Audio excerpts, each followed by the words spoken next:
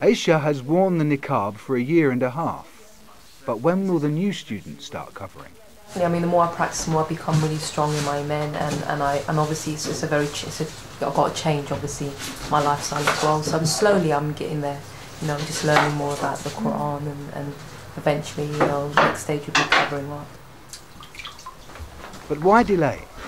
There's a lot of things that's more important apart from wearing the hijab. I mean, obviously prayer and learning about the Quran, it's all just as important. So, you know, it's just learning everything properly really, and eventually put it on.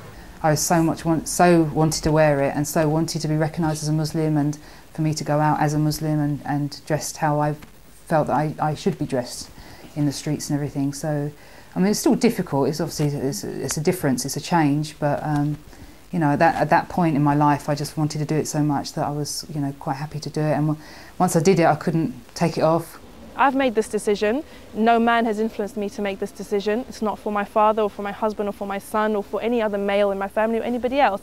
It's for my Lord, and this is something that I do as a woman. And you have to be strong to do it. It's not a weak woman who takes the decision to do it, because especially in our society and in many others, including Muslim societies, this is not the norm. It is something that's frowned upon. It is something that closes doors to you, and therefore the strength of character that it needs is something that people don't often take into account, because they assume you were forced anyway, and if you weren't being forced, then you wouldn't have done it. I think when you know the hikmah, when you know the wisdom behind why Allah has told us to do something, when you understand that, when you fully grasp that in your heart, you can comprehend what's like higher than everything's. Oh, bismillah.